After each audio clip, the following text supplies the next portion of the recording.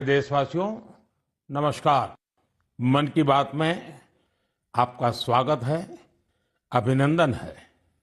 मन की बात देश और देशवासियों की उपलब्धियों को सामने लाने का एक मजबूत प्लेटफॉर्म है।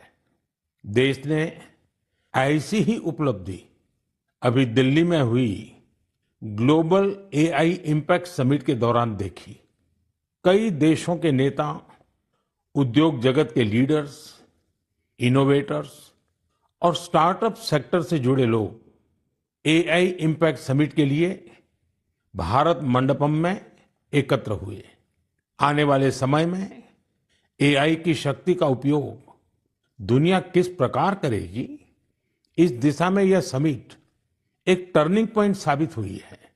साथियों, समिट में मुझे वर्ल्ड लीडर्स और टेक सीईओ से मिलने का भी अवसर मिला। एआई समिट की एग्जीबिशन में मैंने वर्ल्ड लीडर्स को ढेर सारी चीजें दिखाई। मैं दो बातों का विशेष रूप से उल्लेख करना चाहता हूं। समिट में इन दो प्रोडक्ट्स ने दुनिया भर के लीडर्स को बहुत प्रभावित किया। पहला प्रोडक्ट अमूल के बूथ पर था। इसमें बताया गया कि कैसे एआई जानवरों का इलाज करने में हमारी मदद कर रही है और कैसे 24/7 एआई असिस्टेंट की मदद से किसान अपनी डेयरी और जानवर का हिसाब रखते हैं। साथियों, दूसरा प्रोडक्ट हमारी संस्कृति से संबंधित था। दुनिया भर के लीडर्स ये देखकर हैरत में पड़ गए कि कैसे एआई की मदद से हम हमारे प्राचीन ग्रंथों को, हमारे प्राचीन ज्ञान को, हमारी पांडुलिपियों को संरक्षित कर रहे हैं, आज की जनरेशन के अनुरूप ढाल रहे हैं। साथियों, एग्जीबिशन के दौरान डिस्प्ले के लिए सुश्रुत संहिता का चयन किया गया। पहले स्टेप में दिखाया गया कि कैसे टेक्नोलॉजी की मदद से हम पांडुलिपियों की इमेज क्वालिटी सुधारकर उन्हें पढ़ने लायक बना रहे हैं। सेकंड स्टेप में इस इमेज को मशीन के पढ़ने लायक टेक्स्ट में बदला गया। अगले स्टेप में मशीन रीडेबल टेक्स्ट को एक एआई अवतार ने पढ़ा और फिर अगले स्टेप में हमने ये भी दिखाया कि कैसे टेक्नोलॉजी से ये अनमोल भारतीय ज्ञान इंडियन लैंग्वेजेस और विदेशी भाषाओं में ट्रांसलेट किया जा सकता है।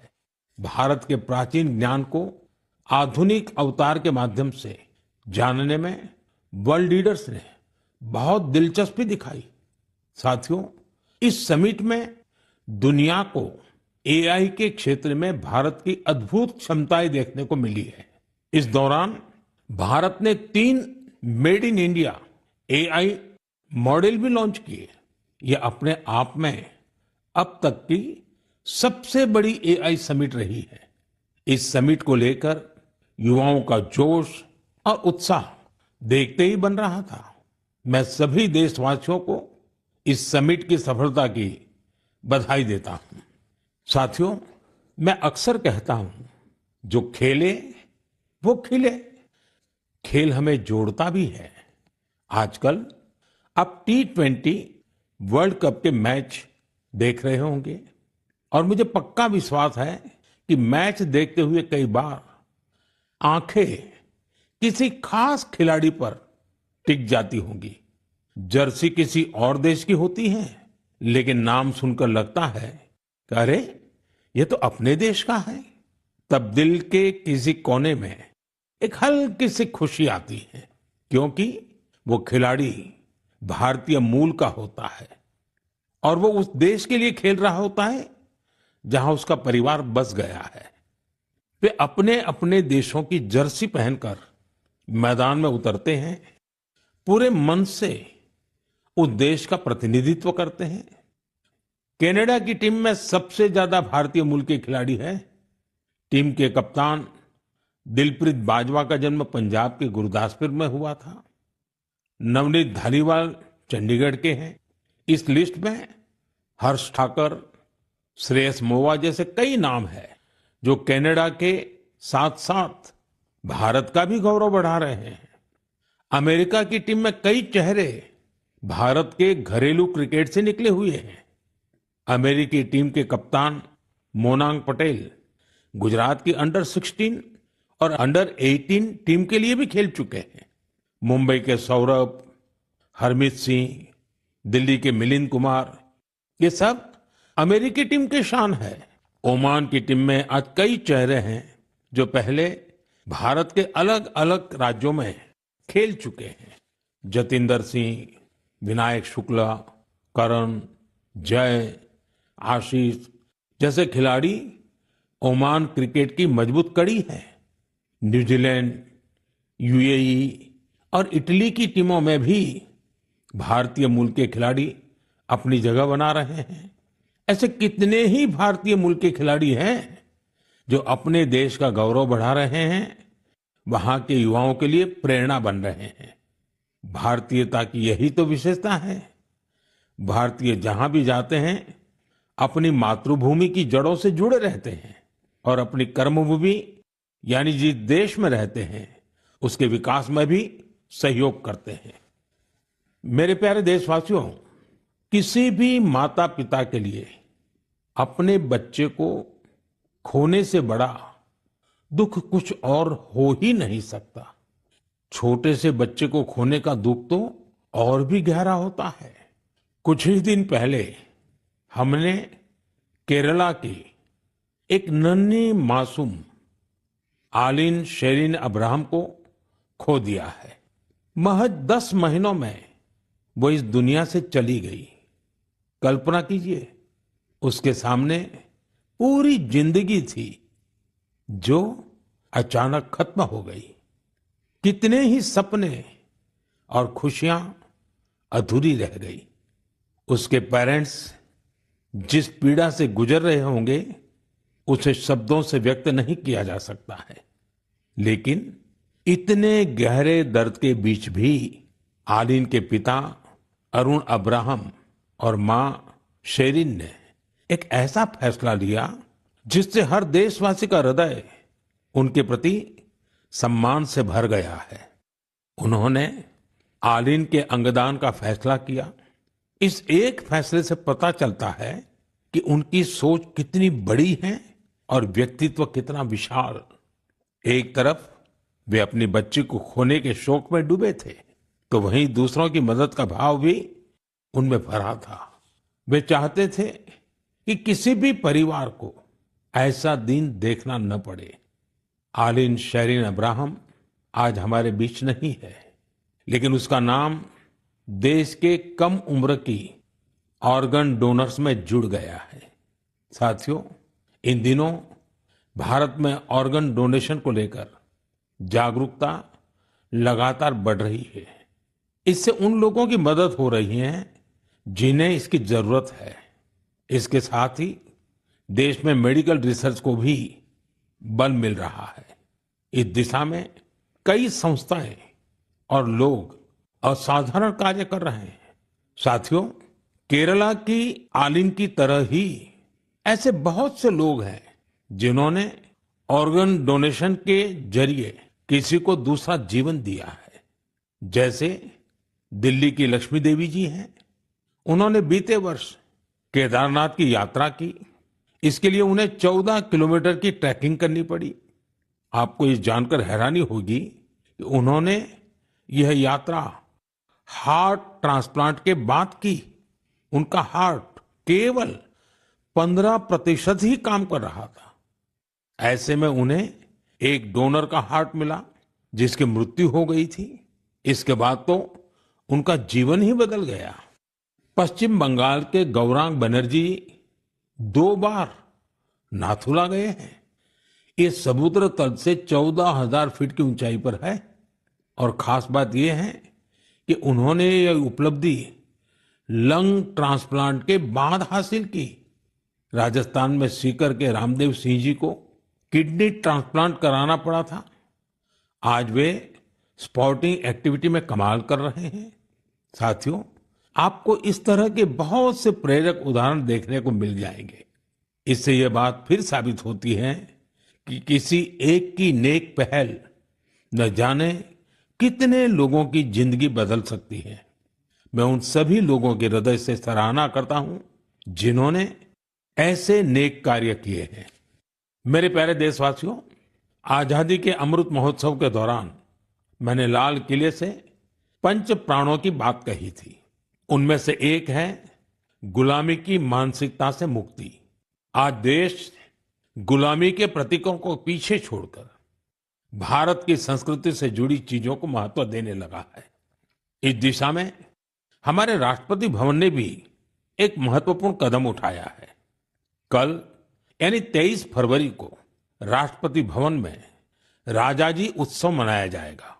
इस अवसर पर राष्ट्रपति भवन के केंद्रीय प्रांगण में श्री राजगोपालाचारी जी की प्रतिमा का अनावरण किया जाएगा। वे स्वतंत्र भारत के पहले भारतीय गवर्नर जनरल थे। वे उन लोगों में थे जिन्होंने सत्ता को पद की तरह नहीं, सेवा की तरह देखा। सार्वजनिक जीवन में उनका आचरण, आत्मसंयम और स्वतंत्र चिंतन आज भी हमें प्रेरित करता है। दुर्भाग्य से आजादी के बाद भी राष्ट्रपति भवन में ब्रिटिश प्रशासकों की मूर्तियां तो लगी रहने दी गई, लेकिन देश के महान सपूतों को जगह नहीं दी गई। ब्रिटिश आर्किटेक्ट एडविन लुटियंस की प्रतिमा भी राष्ट्रपति भवन में लगी हुई थी। अब इस प्रतिमा के स्थान पर राजाजी की प्रतिमा लगाई जाएगी। राजाजी उत्सव के दौरान राजगोपालाचारी जी पर आधारित प्रदर्शनी भी लगेगी। ये प्रदर्शनी 24 फरवरी से 1 मार्च तक चलेगी। मौका निकालकर आप भी इसे देखने जरूर जाइएगा। मेरे प्यारे देशवासियों, मन की बात में मैंने आपसे डिजिटल अरेस्ट पर विस्तार से बात की है। इसके बाद देश में डिजिटल अरेस्ट और डिजिटल फ्रॉड को लेकर हमारे समाज में काफी जागरूकता आई, लेकिन अभी भी हमारे आसपास ऐसी घटनाएं हो रही हैं जो अक्षम्य है। निर्दोष लोगों को डिजिटल अरेस्ट और फाइनेंशियल फ्रॉड का निशाना बनाया जा रहा है। कई बार पता चलता है कि किसी सीनियर सिटीजन की जीवन भर की कमाई ठग ली गई। कभी किसी उन पैसों की ठगी हो जाती है जो उसने बच्चों की फीस जमा करने के लिए बचाए थे। कारोबारियों से धोखाधड़ी की खबरें भी हमें देखने को मिलती हैं। कोई फोन करता है और कहता है, मैं एक बड़ा अधिकारी हूं, आपको कुछ डिटेल्स शेयर करनी होगी। इसके बाद भोले भाले लोग ऐसा ही कर बैठते हैं। इसलिए आपका सतर्क रहना, जागरूक रहना बेहद जरूरी है। साथियों, आप सभी केवाईसी नो योर कस्टमर यानी अपने ग्राहक को जाने, इस प्रोसेस को तो जानते ही होंगे। कभी कभी जब आपसे बैंक से केवाईसी अपडेट या री केवाईसी करवाने के मैसेज आते हैं तो मन में सवाल उठता है, मैंने तो पहले ही केवाईसी करवा रखी है, तो ये फिर क्यों? मेरा आपसे आग्रह है, झुंझलाइए नहीं। ये आपके पैसे की सुरक्षा के लिए ही है। हम सभी जानते हैं कि आजकल पेंशन, सब्सिडी, बीमा, यूपीआई सब कुछ बैंक खाते से जुड़ा है। इसी वजह से बैंक समय समय पर री केवाईसी करते हैं ताकि आपका बैंक अकाउंट सुरक्षित रहे। हाँ, इसमें भी आपको एक बात याद रखनी है, जो अपराधी हैं वो फर्जी कॉल करते हैं, एसएमएस और लिंक भेजते हैं। इसलिए हमें सतर्क रहना है और ऐसे धोखेबाजों के झांसे में नहीं आना है। केवाईसी या री केवाईसी केवल अपने बैंक की शाखा या आधिकारिक ऐप और ऑथराइज्ड मीडियम से ही कराएं। ओटीपी, आधार नंबर या बैंक खाते संबंधी जानकारी किसी को भी न दें। और सबसे अहम बात, अपने पासवर्ड को समय समय पर जरूर बदलते रहें। जैसे हर मौसम के साथ खान पान बदल जाता है, पहनावा भी बदल जाता है, वैसे ही नियम बना लीजिए कि हर कुछ दिन में आपको अपना पासवर्ड भी बदल लेना है। साथियों, हाल ही में भारतीय रिजर्व बैंक ने इन्हीं विषयों पर वित्तीय साक्षरता सप्ताह का आयोजन किया था। वित्तीय साक्षरता का ये अभियान अब पूरे वर्ष जारी रहेगा। इसलिए भारतीय रिजर्व बैंक के मैसेज का ध्यान रखें और अपनी केवाईसी अपडेटेड रखें। याद रखिए, सही केवाईसी, समय पर री केवाईसी, करे खाता सुरक्षित, बने सशक्त नागरिक, क्योंकि सशक्त नागरिकों से ही बनता है मजबूत और आत्मनिर्भर भारत। मेरे प्यारे देशवासियों, हमारे किसान केवल अन्नदाता नहीं हैं, वे धरती के सच्चे साधक हैं। मिट्टी को सोना बनाना क्या होता है, ये कोई हमारे किसानों से सीखे। और हमारा आज का किसान तो परंपरा और टेक्नोलॉजी दोनों को साथ लेकर चल रहा है। और मुझे ये देखकर खुशी होती है कि हमारे किसान अब सिर्फ उत्पादन नहीं, बल्कि गुणवत्ता, वैल्यू एडिशन और नए बाजारों पर भी ध्यान दे रहे हैं। ओडिशा में हिरोत पटेल नाम के एक युवा किसान से जुड़ी जानकारी वाकई बहुत प्रेरक है। करीब 8 साल पहले तक वे अपने पिता शिवशंकर पटेल के साथ पारंपरिक ढंग से धान की खेती करते थे, लेकिन उन्होंने खेती को नए नजरिए से देखना शुरू किया। अपने खेत के तालाब के ऊपर उन्होंने मजबूत जालीदार ढांचा बनाया, उस पर बेल वाली सब्जियां उगाई, तालाब के चारों ओर केले, अमरूद और नारियल लगाए और तालाब में मछली पालन भी शुरू किया। यानी एक ही जगह पारंपरिक खेती भी हो रही है, सब्जी भी, फल भी, मछली भी। इससे जमीन का बेहतर उपयोग हुआ, पानी की बचत हुई और अतिरिक्त आमदनी भी मिली। आज दूर दूर से किसान उनका मॉडल देखने आते हैं। साथियों, केरला के त्रिशूर जिले में एक गांव ऐसा है जहां एक ही खेत में 570 तरह की धान की किस्में लगाई जाती हैं। इसमें स्थानीय किस्में भी हैं, हर्बल किस्में भी हैं और दूसरे राज्यों से लाई गई प्रजातियां भी हैं। ये केवल खेती नहीं, बीजों की विरासत को बचाने का महाअभियान है। हमारे किसानों की मेहनत का असर आंकड़ों में भी दिख रहा है। भारत आज दुनिया का सबसे बड़ा चावल उत्पादक देश बन चुका है। 15 करोड़ टन से अधिक चावल का उत्पादन, ये छोटी उपलब्धि नहीं है। हम अपनी जरूरतें पूरी कर रहे हैं और दुनिया की फूड बास्केट में योगदान भी दे रहे हैं। साथियों, अब तो कृषि उत्पाद हवाई मार्ग से भी ज्यादा आसानी से विदेश पहुंच रहे हैं।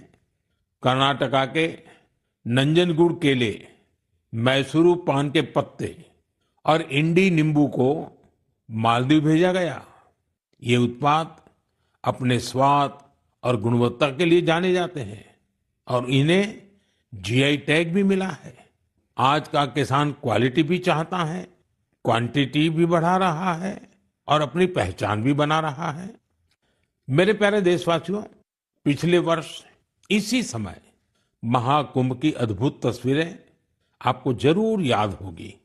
संगम के तट पर उमड़ता जनसागर, आस्था का अथाह प्रवाह और स्नान के उस पावन क्षण में जैसे भारत अपनी सनातन चेतना से साक्षात्कार कर रहा था। साथियों, महाकुंभ की वही धारा, वही माघ का महीना, वही श्रद्धा का स्वर जब उत्तर से दक्षिण की ओर बढ़ता है तो एक नई पहचान ले लेता है। साथियों, केरला की धरती पर भारत पूजा नदी के किनारे तिरुनावाया में सदियों पुरानी एक परंपरा रही है, मामंगम। इसे कई लोग महामाघ महोत्सव या केरला कुंभ भी कहते हैं। माघ के महीने में पवित्र नदी में स्नान और उस क्षण को जीवन का अमिट स्मरण बना लेना, यह इसकी आत्मा है। समय के साथ यह परंपरा जैसे ओझल हो गई थी। करीब 250 वर्षों तक यह आयोजन उसी भव्यता में नहीं हुआ था जैसे पहले हुआ करता था। लेकिन आज अपनी विरासत को फिर से पहचान रहे हमारे देश में इतिहास ने फिर करवट ली है। इस बार बिना किसी बड़ी घोषणा के केरला कुंभ का सफल आयोजन हुआ। लोगों ने इसके बारे में एक ने दूसरे को बताया, कानों कान बात पहुंचती गई और देखते ही देखते श्रद्धालु तिरुनावाया पहुंचने लगे। साथियों, महाकुंभ हो या केरला कुंभ, ये केवल स्नान का पर्व नहीं है, यह स्मृति का जागरण है, यह संस्कृति का पुनर्स्मरण है। उत्तर से दक्षिण तक नदियां भले अलग हो, किनारे भले अलग हो, पर आस्था की धारा एक ही है, यही भारत है। साथियों, हमारे देश में ऐसे लोग हमेशा जनता के दिलों में बसे रहते हैं, जिन्होंने समाज के कल्याण के लिए काम किया होता है, जिन्होंने अपने नेक कार्यों में जनता को प्राथमिकता दी होती है। अम्मा जयललिता जी ऐसी ही एक लोकप्रिय लीडर थी। 24 फरवरी उनके जन्मदिन का अवसर होता है। तमिलनाडु के लोगों का उनसे लगाव कितना गहरा था, यह मुझे आज भी राज्य के दौरे में दिखता है। अम्मा जयललिता जी का जिक्र होते ही तमिलनाडु के लोगों के चेहरे खिल उठते हैं। हमारी नारी शक्ति का जुड़ाव तो उनसे और विशेष रहा है।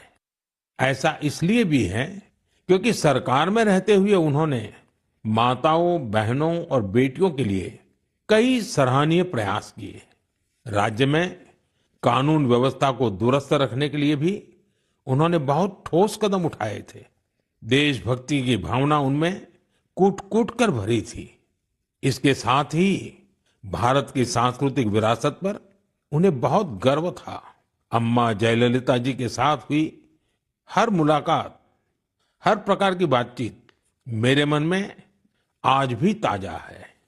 वे गुजरात में 2002 और 2012 में हुए मेरे 2 शपथ ग्रहण समारोह में भी शामिल हुई थी। जब हम दोनों अपने अपने राज्य में मुख्यमंत्री थे, तब गुड गवर्नेंस जैसे विषयों पर अक्सर हमारे बीच बातचीत होती रहती थी। उनकी सोच बिल्कुल स्पष्ट थी और विचार बेहद सुलझे हुए। यह उनकी एक बड़ी खासियत थी। कई वर्ष पहले उन्होंने पोंगल के पावन अवसर पर मुझे लंच के लिए चेन्नई आमंत्रित किया था। स्नेह से भरा उनका वो भाव मेरे लिए अविस्मरणीय रहेगा। एक बार फिर मैं उन्हें विनम्र श्रद्धांजलि अर्पित करता हूँ। जयललिता अवरगड़क येन निनयवांजलिगल समुदायत्तिर्क अवर अट्रिय सेवई एंड्रुम निनयविल इरुक्कुम। मेरे प्यारे देशवासियों, अब मैं बात करूंगा अपने प्यारे छोटे होनहार बच्चों से, उन बच्चों से जिनका इस समय एग्जाम चल रहा है। मुझे उम्मीद है आपने इस महीने की शुरुआत में परीक्षा पे चर्चा देखी होगी और आपको उससे कुछ सीखने को भी मिला होगा। लेकिन मैं फिर भी पूछूंगा, पढ़ाई की ज्यादा टेंशन तो नहीं ले रहे हैं ना आप? मेरे प्यारे बच्चों, आप तो एग्जाम वॉरियर है। मुझे विश्वास है आप सभी पूरे मन से इम्तिहान की तैयारियों में लगे होंगे। हाँ, ऐसे समय में मन में थोड़ी शंका आना भी स्वाभाविक है। कभी लगता है सब याद रहेगा या नहीं रहेगा, कभी लगता है समय कम तो नहीं पड़ जाएगा ना। ये भाव हर पीढ़ी के बच्चों ने महसूस किए हैं। आप अकेले नहीं हैं। आप याद रखिए, आपका मूल्य आपकी मार्कशीट से तय नहीं होता। इसलिए खुद पर भरोसा रखिए। जो पढ़ा है उसे पूरे मन से लिखिए और जो नहीं आया उस एक सवाल को अपने मन पर हावी मत होने दीजिए। और एक बात, अपने माता पिता और शिक्षकों से बात करते रहिए। वे आपके नंबरों से नहीं, आपके प्रयास से आपकी पहचान करते हैं। वो आपकी मेहनत से खुश रहते हैं।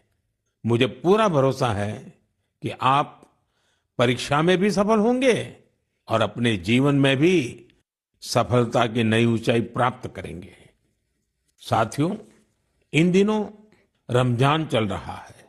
मैं इस पवित्र महीने के लिए सभी को शुभकामनाएं देता हूं।